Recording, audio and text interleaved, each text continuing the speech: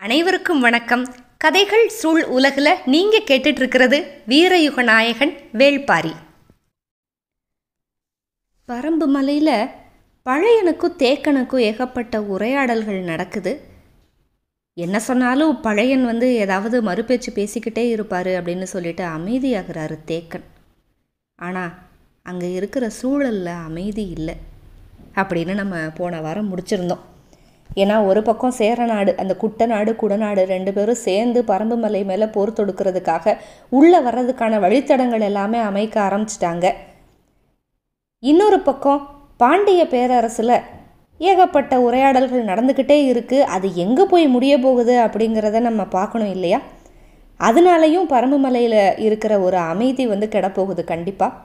இப்போது பாண்டிய பேரரசில் ஒரு முக்கிய கண்டுபிடிப்பு, ஒரு முக்கிய திருப்பம் நடக்க போகுது. அதை தான் நம்ம இந்த வாரம் பார்க்க போகிறோம்.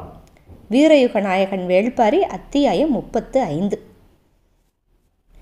பாண்டரங்கத்தில் அந்துவன் மறுபடியும் எல்லாத்தையும் வரைஞ்சிக்கிட்டு இருந்தான் இல்லையா? அந்த பணி முழுசாக முடிஞ்சிருச்சு. மேற்கூரையில் திசைவேளர் எப்படி சொன்னாரோ அந்த குறிப்பில் ஓவியத்தை ரொம்ப சிறப்பாக வரைஞ்சிட்டாங்க. மரச்சாரங்கள் எல்லாத்தையும் கழட்டிட்டு பார்த்தா முன்னை விட நல்ல துல்லியமான அளவில் விண்மீன் கூட்டம் அப்படி ஒளி வீசுது. வெள்ளியோட இருப்பிடம் இல்லை, வரையப்பட்ட வானத்தில் இந்த கோள்கள் எல்லாத்தோட இருப்பிடங்களும் அப்படியே பொருத்தமாக இருந்துச்சு. அந்துவன் பாண்டரங்கத்தோட எல்லா திசைகள்லையும் இருந்து மேற்கூரை அப்படியே பார்த்துக்கிட்டே இருந்தான். அப்போ அவனா யோசிச்சுக்கிட்டான், நம்ம எப்போவுமே ஒரு வேலையை கவனமாக செஞ்சோம் அப்படின்னா தான் அந்த வேலையை சிறப்பாக அமையும். ஆனால் சில சமயம் நம்மளையும் மீறி ரொம்ப சிறப்பாக அதிசிறந்த இடத்த நம்ம வேலை எப்போ போகும் அப்படின்னா அது எப்போவாவது தான் நடக்கும். ஒரு அதிசயம் மாதிரி அது நடந்த மாதிரி அவனுக்கு தோணுச்சு. ஆசதீர பார்த்தான் வரைஞ்சது எல்லாத்தையும். அவனோட மனசு கண்கள் எல்லாமே சலிப்பு தட்டுற வரைக்கும் பார்த்தான். இங்கே பாரு, இப்படி மேலே பார்த்துக்கிட்டே இருக்காத, பின்கழுத்து பிடிச்சிக்க போகுது அப்படின்னு எல்லாரும் சொன்னதுக்கப்புறம் கூட அவன் அண்ணாந்து பார்த்து சந்தோஷப்படுறதை நிப்பாட்டவே இல்லை. ஆசான் ஊன்றுகோலை தூக்கி எரிஞ்சு அவமானப்படுத்தினார்ல, அது அப்படியே மனசில் வந்துக்கிட்டே இருந்துச்சு. நல்லா பார்த்துட்டு ஆசானை கூட்டிகிட்டு வாங்க அப்படின்னா. தான் போய் கூப்பிடாம ஆளுகளை அனுப்பி கூப்பிடுறதுல இருந்தே ஒரு முக்கியமான செய்தியையும் அவன் சொல்கிறதுக்கு முயற்சி பண்ணுறான். நான் எல்லாத்தையுமே நல்லா பண்ணிட்டேன், வேணும்னா இப்போ பாருங்க அப்படிங்கிற மாதிரி. இது ஒரு அறிவு செருக்கோட வெளிப்பாடு அப்படிங்கிறது ஆசான் திசைவேளருக்குமே தெரியும். சொல்லப்போனால் அவர் மாணவர்கள்கிட்ட இதைத்தான் எதிர்பார்ப்பார். ஆனால் அவரோட எதிர்பார்ப்புக்கு மாறாக அந்த இடத்துல ஏதாவது நடந்துருந்துச்சு, அவ்வளவுதான், விளைவு அப்படியே மாறி போயிடும் தலைகீழாக. அதுக்கப்புறம் அந்த மாணவனால் வாழ்நாள் முழுக்க அந்த நாளை மறக்கவே முடியாது. இது மாணவர்களுக்கும் தெரியும். அதனால் எப்போவுமே ஒருத்தருக்கு அறிவு செருக்கு இருந்தாலுமே, நான் சிறப்பாக பண்ணிட்டேன் அப்படிங்கிற ஒரு பெருமை இருந்தாலுமே அதை ஆசிரியர்கிட்ட வெளிக்காட்டிக்க மாட்டாங்க. கொஞ்சம் பணிவாதான் போய் சொல்லுவாங்க, எங்கே ஏதாவது தப்பாக போச்சுன்னா அவ்வளோதான் முடிஞ்சது அப்படின்னு. ஆனால் இன்னைக்கு அந்துவன் துணிஞ்சிட்டான். மேற்கூரையில் பறந்து விரிஞ்சு கிடந்த அந்த வானவெளி நீ துணிஞ்சு நில்லு அப்படின்னு சொல்லுச்சு. காலம் கைகூடுற கனவு அப்படின்னு அவனோட மனசு அப்படியே துணிஞ்சிருச்சு. இப்போது ஆசானை வர சொல்லிட்டு, கூட இத்தனை காலமாக அவனுக்கு துணைக்கி இருந்தது யார்? நம்ம பரம்பு மலையிலேருந்து பிடிச்சிட்டு வந்த தேவாங்கு தானே. இந்த தேவாங்குக்கு ஒரு நன்றி சொல்லிடலாம் அப்படின்னு அந்த கூண்டுக்கு பக்கத்தில் போய் அதுக்கு பிடிச்ச பள்ளி முட்டையை உள்ளே உருட்டி விட்டான். கொஞ்ச நேரம் தயங்கிட்டு இந்த ரெண்டு தேவாங்கும் அந்த முட்டையை சாப்பிட்றதுக்கு வந்துச்சு. ஒன்று அதை எடுத்துக்கிட்டு போய் ஒரு ஓரத்தில் உக்காந்துச்சு, இன்னொன்று இவன் அப்படியே பாவமாக பார்த்துச்சு. அதுக்கும் சரி அப்படின்னு ஒரு முட்டையை உருட்டி விட்டான், அதுவும் எடுத்துகிட்டு போச்சு. பார்த்துக்கிட்டே இருக்கிறப்ப அவனுக்கு ஏதோ ஒரு வித்தியாசம் திடீர்னு புலப்பட்டுச்சு. ஆனால் அதை அவன் பெருசாக எடுத்துக்கலை. அடுத்தடுத்த முட்டையை உருட்டி விட்டான், ரெண்டுமே எடுத்து சாப்பிட்டுச்சு. மறுபடியும் அதே நிகழ்ச்சி அவன் கண்ணில் பட்டுச்சு. சேச்சே, இது தற்செயல் அப்படின்னு நினச்சான். அடுத்தும் உருட்டி விட்டான், மறுபடியும் அதுதான் நடந்துச்சு. யோசித்தான், அப்படி இருக்காது அப்படின்னு நினச்சிட்டு இந்த பள்ளி முட்டை உருட்டுறதை நிப்பாட்டிட்டு ஒரு கம்பு எடுத்தான். அதை அப்படியே அந்த குச்சியை வச்சு விரட்டுறான் உள்ளுக்குள்ளேயும். அந்த 2 தேவாங்க பயந்து பயந்து உள்ளே ஒடுங்குது. ஆனால் அது பண்ணுற செயல் இப்போவும் அதே மாதிரி தான் இருந்துச்சு. மறுபடியும் குச்சியை ஓங்குறான். நல்லா உள்ளே போய் ஒண்டிக்கிருச்சு. வேறு இடம் கூட நகரில் அந்த 2 தேவாங்கம் அங்கேயே அப்படியே பதுங்குச்சு. அந்துவனுக்கு ஒரு பொறி தட்டுச்சுல தேவாங்கோட நடத்தை, அது என்ன பண்ணுது அப்படிங்கிறத பார்த்து அதை மறுபடியும் உறுதிப்படுத்துறதுக்கு முயற்சி பண்ணிக்கிட்டு இருக்கான். குச்சியை வச்சு கொஞ்சம் அடித்து களைச்சி விட்டான் அது உட்காந்துருந்ததை. இந்த 2 தேவாங்க அப்படியே கத்திக்கிட்டே அந்த இடத்த விட்டு நகர்ந்து இன்னொரு இடத்துக்கு போகுது கூண்டுக்குள்ளேயே. ஆனாலும் அவன் பார்த்தது அப்படியே தான் இருக்குது. நான் உண்மையாக தான் பார்க்குறேனா அப்படின்னு சொல்லி மறுபடியும் செய்கிறான் அந்த சோதனையை. இந்த வேலைக்காரவங்களுக்கெல்லாம் ஒன்றுமே புரியலை. இவ்வளவு நாள் படம் வரைகிற வரைக்கும் நண்பர்கள் மாதிரி இந்த தேவாங்க கூட தானே விளையாண்டுக்கிட்டு இருந்தார். அது பாட்டுக்கு மகிழ்ச்சியாக இருந்துச்சு. இப்போ அந்த விலங்க போட்டியே இந்த பாடுபடுத்துகிறாரு அப்படின்னு முழிக்கிறாங்க. அதுக்குள்ளே திசைவேளரை கூப்பிட போன பணியாளன் 3 நாழிகையில் ஆசான் இங்கே வருவார் அப்படின்னு சொல்லிட்டு போயிட்டான். ஆனால் இந்த அந்துவன் தேவாங்க மேலே இருக்கிற சோதனையை விடுற மாதிரி தெரியல. அடிக்கிறான், பயமுறுத்துறான், ஓட விட்டுக்கிட்டே இருக்கான். ஒரு கட்டத்தில் என்ன பண்ணிட்டான், அந்த பாண்டரங்கத்தோட வெளிக்கதவு மேல் மாட கதவு எல்லாத்தையும் பூட்ட சொல்லிட்டு உள்ளே இருக்க கூண்டையை திறந்து விட்டான். பணியாளர்கள் அதை திறந்து அந்த தேவாங்க பிடிச்சி வெளியே விட்டாங்க. இந்த கம்பை பார்த்து பயந்து அந்த பாண்டரங்கம் முழுக்க ஓடுது இந்த 2 தேவாங்கம். விரட்டுறான். என்ன விரட்டினாலும் சரி அந்த தேவாங்கோட செய்கை அவனோட எண்ணத்தை உறுதிப்படுத்திக்கிட்டே தான் இருக்குது. அந்த தேவாங்கெல்லாம் அப்படியே கத்திக்கிட்டு தூண்களை பிடிச்சி ஏறுறதுக்கு முயற்சி பண்ணுது. முடியாமல் அப்படியே பிடி நழுவி கீழே விழுகுது. சின்ன சின்ன சிலை மேலையெல்லாம் ஏறி மறையிறதுக்கு பார்க்குது. விட மாட்டான், எல்லா திசையிலையும் விரட்டினான். தான் கண்ணு முன்னால் நடக்கிறது உண்மை அப்படின்னு அவன் நம்புகிற வரைக்கும் விரட்டினான். பணியாளர்களுக்கு அந்த தேவாங்க பார்த்தா பாவமாக போச்சு. கத்துது, அலக்கழியுது, அவங்களோட மனசே அப்படி உருகுது. ஆனால் அது கத்த கத்த கத்த அந்துவனுக்கு அப்படி ஒரு சந்தோஷம். அது ஒவ்வொரு துள்ளுறப்பையும் இவனோட கண்களில் மகிழ்ச்சி. ச்சே, இத்தனை நாளாக எப்படி நான் இதை கவனிக்காமல் இருந்தேன் அப்படின்னு புலம்பிக்கிட்டே, இதை பிடிச்ச கூண்டுக்குள்ளே அடையுங்க, நான் போய் ஆசானை கூட்டிகிட்டு வரேன் அப்படின்னு சொல்லிட்டு கிளம்பிட்டான். கிளம்பி நேர திசைவேளரோட தென் திசை மாளிகைக்கு முன்னால் இறங்குறான். வேலையாள்கள் அவனோட குதிரையெல்லாம் வாங்கிக்கிட்டாங்க. திசைவேளர் பார்த்துட்டாரு. அறிவு செருக்கோடு அவன் அனுப்பியிருக்கான், அப்போ வேலையை கச்சிதமாக முடிச்சிட்டான் அப்படின்னு தான் நினச்சிக்கிட்டு இருந்தார் திசைவேளர். இப்போ இவன் நேரம் வந்துட்டான். அறிவு செருக்கு சரிஞ்சிருச்சோ அப்படின்னு நினைக்கிறாரு. இன்னொரு தடவை ஏதோ தப்பு பண்ணி வச்சுருக்கான் பாண்டரங்கத்தில். நான் சொல்லி அனுப்பியிருந்தேன் 3 நாழிகையில் வர்றேன்னு, அதுக்குள்ளே பதட்டமாகி அவனே வந்துட்டான் அப்படின்னு நினச்சிட்டு அப்படியே கூப்பிட்டாரு. நீங்கள் உடனடியாக கிளம்பி வாங்க அப்படின்னா. அவர் காரணமும் கேட்கலை, கிளம்புனார். அவர் ஏன் காரணம் கேட்கலை அப்படிங்கிறத பற்றி கூட இவன் யோசிக்கவே இல்லை அந்துவன். அவர் புறப்படுறது வரைக்கும் காத்துக்கிட்டு இருந்து அவர் அப்படியே கையோடு கூட்டிகிட்டு வரான். பாண்டரங்கத்துக்குள்ளே 2 பேரும் வந்தாங்க. வழக்கம் போல் அவர் மாளிகையோட நடுவில் நின்று அண்ணாந்து அந்த கூரையை பார்க்குறாரு. நினச்சதை விட சிறப்பாக இருக்குது. அந்துவனை பாராட்டலான்னு இப்படி நினச்சி திரும்பினா அவன் பக்கத்தில் இல்லை. தேவாங்க கூண்டு பக்கத்தில் போய் நின்றுருக்கான். என்ன அங்கே நிற்கிற அப்படின்னாரு. நான் உங்களை பார்க்க வர சொன்னது இந்த விலங்க அப்படின்னா. என்ன இது? இதுக்கு பேர் தேவாங்கு அப்படின்னு சொல்ல வாய் எடுத்தவன் இயற்கையோட அதிசயம் அப்படின்னா. என்ன சொல்கிறான் அப்படின்னு சொல்லி இந்த ஆசான் அப்படி உத்து பார்க்குறாரு. அந்த 2 விலங்கும் அப்படியே கூண்டுக்குள்ளே பயந்து போய் இவ்வளோ நேரமாக அப்படியே குச்சியில் அடித்து விரட்டியிருக்கான்ல, பயந்து உள்ளே ஒடுங்கி போய் கிடக்குது. இது ஒரு வானியல் விலங்கு அப்படின்னு சொல்லிக்கிட்டே குச்சியை கையில் கொடுத்தாரு. அந்த குச்சியை திசைவேளர் வாங்கி கூண்டுக்குள்ளே இருந்தது அப்படி லேசாக அப்படி தட்டி விட்டார். அது அங்கே இங்கேயுமா அப்படியே நடந்து அலை மோதுது.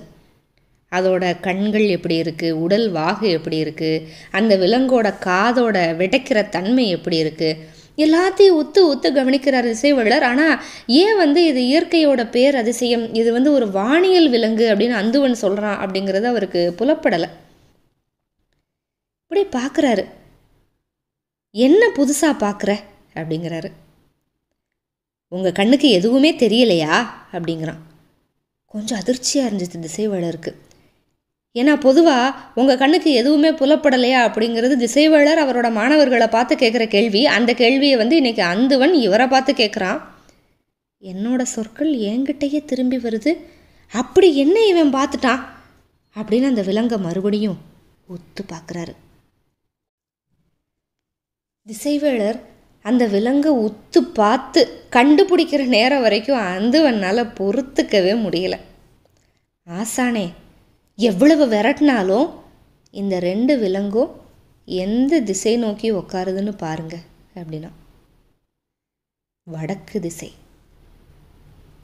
வடக்கு திசையை நோக்கி உக்காருது. கையில் இருந்த குச்சியினால் சீண்டுனாரு, எந்திரிச்சு போய் இன்னொரு இடத்துல மறுபடியும் வடக்கு திசையை நோக்கி உக்காடுறாரு. கூண்டை திறக்க சொல்லி முன்னால் எப்படி அந்துவன் விரட்டினானோ அதே மாதிரி விரட்டுறாரு. பாண்டரங்கம் முழுக்க சுற்றி சுற்றி வருது. ஆனால் எப்பெல்லாம் தரையில் உக்காருதோ வடக்கு திசையை நோக்கி உக்காருது. நான் பார்க்குறது உண்மையா? உண்மை ஆசானே, பல தடவை சோதிச்சிட்டேன். இந்த விலங்கு இயற்கையோட அதிசய ஆற்றல் ஒன்றை தனக்குள்ளே வச்சிருக்கு. திசைவேளர்னால நம்பவே முடியல. ஐயோ, என்னோட கண்களை என்னால் நம்பவே முடியலையே அப்படின்னு உத்து பார்க்குறாரு. ஆனால் அந்த விலங்கு இயல்பாக தான் போய் உக்காருது. விரட்டுனா கொஞ்சம் பதட்டப்பட்டு உக்காருது. எப்படி உக்காந்தாலும் வடக்கு திசை நோக்கி தான் உக்காருது. அவரும் அந்துவன் மாதிரியே என்னோட கண்கள் பொய் சொல்லலையே அப்படின்னு கேட்டுக்கிட்டாரு. கொஞ்ச நேரம் கழித்து அந்துவனை பார்த்து, நீ என்னோட தலை மாணாக்கன் அப்படிங்கிறத மறுபடியும் மெய்ப்பிச்சிட்டேன்னு பாராட்டினார். அவர் சொன்ன இந்த சொல் அந்த வரையப்பட்ட வான் மண்டலம் முழுக்க எதிரொலிக்குது. இப்போ தொடர்ச்சியாக கதை கேட்குறவங்களுக்கு புரியும் ஏன் இந்த 2 பேரும் இவ்வளவு சந்தோஷப்படுறாங்க அப்படின்னு சொல்லிட்டு. மொத்த பாண்டிய பேரரசு, வணிகர் குல தலைவன் சூழ்கடல் முதுவன், இவங்க எல்லாரும் சேர்ந்து பேசி அவங்களுக்கு அப்போ இருக்கிற பிரச்சனை என்ன, திசை தெரியாமல் கடலுக்குள்ளே போனதுக்கப்புறம் திசை கண்டுபிடிக்கிறதுக்கு ஏதாவது ஒரு கருவி தேடுறாங்க. யவனர்களை வணிகத்தில் மிஞ்சணும்னா அவங்களுக்கு ஒரு வழிமுறை வேணும், சரியான திசை தெரிகிறதுக்கு. அந்த வழி தேவாங்க மூலமாக இவங்களுக்கு தெரியுது. அடுத்து நம்ம நேராக இளமருதன்கிட்ட போவோம். நம்ம வெங்கல் நாட்டில் வந்த இளவரசன்கிட்ட.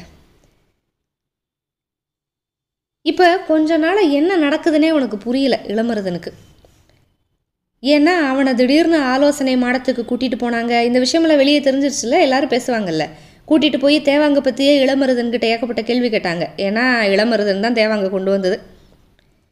இவனுக்கு ஆனால் என்ன விஷயம்னு புரியல. என்ன எதுக்கு திடீர்னு கூப்பிட்டு போய் தேவாங்க பற்றி இத்தனை கேள்வி கேட்குறாங்க? நான் என்ன தப்பு பண்ணேன்? பாண்டரங்கத்திலேருந்து தேவாங்கோட கூண்டை நான் வெளியில் எடுத்துகிட்டு போகிறேன்னு தானே சொன்னேன். அந்துவன் தானே உள்ளேயே இருக்கட்டும்னு சொன்னார். இப்போ ஏன் அதில் பிரச்சனை அப்படின்னு யோசிக்கிறான். கொஞ்ச நேரம் கழித்து தான் ஒரு செய்தி தெரியுது. வெங்கல் நாட்டு சிறுகுடி மன்னன் அந்த மையூர் கிழார் அவங்க அப்பாவை கூட்டிகிட்டு வர சொல்லி அரண்மனையிலேருந்து ஆள் அனுப்பியிருக்காங்க. இளமருதனுக்கு பத்தட்டம். ஐயோ, நம்மளை யாரோ ஒருத்தவங்க பெரிய பிரச்சனையில் மாட்டி விட்டாங்கன்னு பயப்படுறான். தேவாங்கோட முகம் மட்டும் அவனுக்கு ஞாபகம் வந்துக்கிட்டே இருக்குது. தேவாங்கோட முகத்தில் இயல்பாகவே ஒரு பயம் இருக்கும். அந்த பயம் அவன் முகத்திலே ஒட்டிக்கிட்ட மாதிரியே அவனுக்கு தோணுது. இப்போ ஆலோசனை கூடம். அங்கே பேரரசர் சூழ்கடல் முதுவன், திசைவேளர், இளவரசர் புதிய வெப்பன், தலைமை அமைச்சர் முசுகுந்தர், அந்துவன் எல்லாரும் இருக்காங்க. விஷயம் எல்லாம் தெரிஞ்சிருச்சு. ஆனால் மனசு நம்ப மறுக்குது. அப்படி நம்ப மறுக்கிற ஒரு விஷயத்தை பற்றி மறுபடியும் பேசி அப்படியே கண்களால் பார்த்து அப்படியே நம்புகிறாங்க. பொன் பூச்சி கொண்ட அந்த உள்ளரங்கில் பேரரசர் உட்கார்ற இடத்துல அப்படியே மிதந்து நின்று உட்காந்து கிடக்குது தேவாங்கு. அதாவது அங்கேயே விட்டு விரட்டுறாங்க, ஓட விடுறாங்க, உட்கார விடுறாங்க, என்னெல்லாமோ பண்ணுறாங்க. அப்போ முசுகுந்தர் கேட்டார், இந்த விலங்கு வேறு இடத்துலையும் இருக்கும்ல? புதிய மலையில் இருக்குது, நானே பார்த்துருக்கேன். ஆனால் புதிய மலையில் இருக்கிற இந்த தேவாங்குக்கு ஒரே திசை, அந்த குறிப்பிட்ட திசை நோக்கி உட்காருற தன்மை இல்லை அப்படின்னாரு திசைவேளர். சரி, இதுக்கு மட்டும் அப்போ எப்படி இருக்குது? இது வந்து ஒரு மரத்து விலங்கு. குறிப்பிட்ட மரத்தில் மட்டும்தான் இந்த விலங்கு வந்து கூட்டமாக தங்கி உயிர் வாழும். பரம்பு மலையில் இந்த விலங்கு இருந்த மரத்தோட அமைப்புனால இந்த பழக்கம் வந்திருக்கு. பல நூறு தலைமுறைகளாக அந்த இடத்தோட தன்மை மாறாமல் இருக்கிறதுனால இப்படி ஒரு பழக்கம் உருவாகி இருக்கும் அப்படின்னு விவரமாக சொல்கிறார் திசைவேளர். அந்த மரத்தில் மொத்தம் எத்தனை தேவாங்கு இருக்கும் அப்படின்னு கேட்குறாங்க. இந்த தேவாங்குனாலே நல்லா கூட்டமாக வாழக்கூடிய விலங்கு, அதனால் எப்படியும் ஒரு மரத்தில் வந்து நிறைய இருக்க வாய்ப்பு இருக்குது அப்படின்னா அந்துவன். புதிய விற்பனுக்கு அப்படி ஒரு சந்தோஷமாயிருச்சு. அவனோட திருமணத்தை முன்னிட்டு எல்லாரும் உட்காந்து பேசின பேச்சு அதோட தொடர்ச்சியாக இப்படி ஒரு கண்டுபிடிப்பு.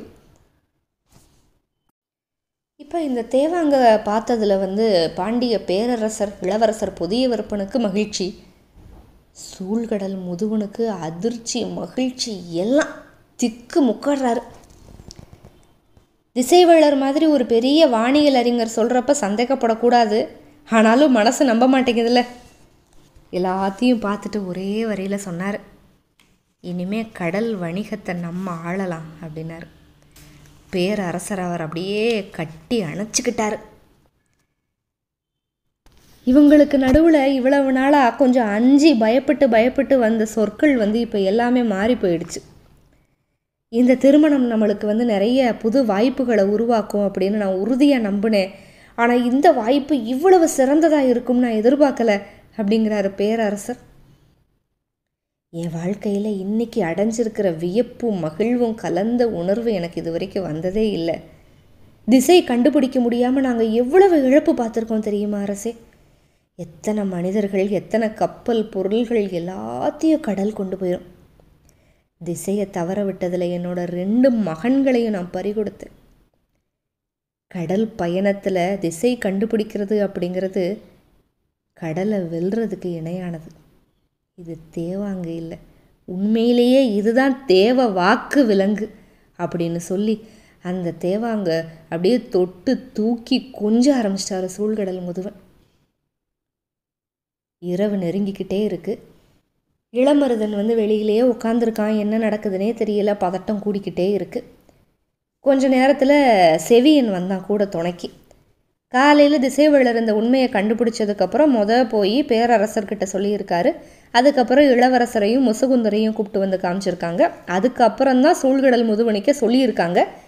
இதுக்கு இடப்பட்ட நேரத்தில் தனித்தனியாக சம்மந்தப்பட்ட எல்லாரையும் கூப்பிட்டு விசாரிச்சிருக்காங்க. செவியனையும் கூப்பிட்டு விசாரிச்சிருக்காங்க. அவனுக்கு தெரிஞ்ச எல்லாத்தையும் சொல்லியிருக்கான். அதுக்கு அப்புறம்தான் மையூர் கிழாரை கூட்டிகிட்டு வர்றதுக்கு ஆள் அனுப்பியிருக்காங்க. ஏன் என்ன அப்படிங்கிறது செவியனுக்கும் விளங்கலை. இளமருதனை பார்த்து என்னென்னு கேட்டு போகலான்ட்டு வந்திருக்கான். இங்கே இளமருதன் பதட்டத்தில் நடுங்கி போய் உக்காந்துருக்கான். நான் அந்துவன்கிட்ட ஒப்படைச்சிட்டு போனதோடு சரி, அதுக்கப்புறம் எனக்கு என்ன நடந்ததுன்னே தெரியலை அப்படிங்கிறான். செவியனுக்கும் ரொம்ப குழப்பமாக இருக்குது. அரண்மனை நிர்வாகம் உங்களுக்கு நல்லா தெரியும்ல, உங்களுக்கும் இதுக்கான காரணம் புரியலையா அப்படின்னு செவியனை கேட்குறான் இளமருதன். இல்லை, என்னால் எதையுமே தொடர்பு படுத்த முடியல. நான் ஒரே ஒரு செய்தி கேள்விப்பட்டேன், ஆனால் அதுக்கு ஏன் இவ்வளவு நாள் கழித்து விசாரிக்கிறாங்கன்னு தான் எனக்கு புரியலை அப்படின்னா செவியன். என்ன அப்படின்னு அவன் சொல்கிறான், நம்ம அன்றைக்கி நள்ளிரவு கோட்டைக்குள்ளே வந்தோம்ல, அப்போ கதவை திறந்து விட்ட யானை வந்து மதம் பிடிச்சி கோட்டை தளபதியை கொன்றுச்சு. இந்த செய்தி வெளியில் யாருக்குமே தெரியாது. திருமண காலத்தில் தலைநகருக்கு உள்ளே நடந்த மரணம் அப்படிங்கிறதுனால வெளியில் தெரியாமல் எல்லாத்தையும் முடிச்சிட்டாங்க. அது தொடர்பாக கோட்டை வாசலில் பாதுகாப்பில் இருந்த வீரர்களை வந்து விசாரிச்சிருக்காங்க. அப்போ ஒரு வீரன் மட்டும் சொல்லியிருக்கான், பார்க்கவே அருவருப்பாக இருந்த ஒரு விலங்கை உள்ளே கொண்டு வந்தாங்க, அதை பார்த்துதே யானை மிரண்டு போயிடுச்சுன்னு. இதை செவியன் சொன்னதும் இளமருதனுக்கு நடுங்கி போயிடுச்சு. ஆனால் செவியன் சொன்னான், சரி அதுதான் முக்கியமான காரணம் அப்படின்னா அப்போ நடந்ததுக்கு ஏன் இப்போ விடாமல் விசாரிக்கிறாங்கன்னு தான் எனக்கு புரியலை அப்படிங்கிறான். 2 பேருக்கும் என்ன செய்கிறதுனே தெரியாமல் ரொம்ப நேரம் உட்காந்துருந்தாங்க. ரொம்ப நேரம் கழித்து என்னாச்சு தெரியுமா? அந்த சக்கரவாக பறவையை கொண்டு வர்றதுக்கு ஒரு தங்க பல்லக்கு வச்சுருந்தாங்கல்ல, அந்த பல்லக்க பணியாளர்கள் இந்த மாளிகைக்குள்ளே கொண்டு போனாங்க. இவங்க 2 பேரும் முழிச்சுக்கிட்டே இருக்காங்க. இவங்களுக்கு ஒன்றும் புரியலை. இந்த செவியன் அப்படியே பக்கத்தில் போய் அவனுக்கு நல்லா தெரிஞ்ச ஒரு வேலைக்கார அரண்மனை பணியாளனை கூப்பிட்டு என்ன நடக்குது அப்படின்னு கேட்குறான்.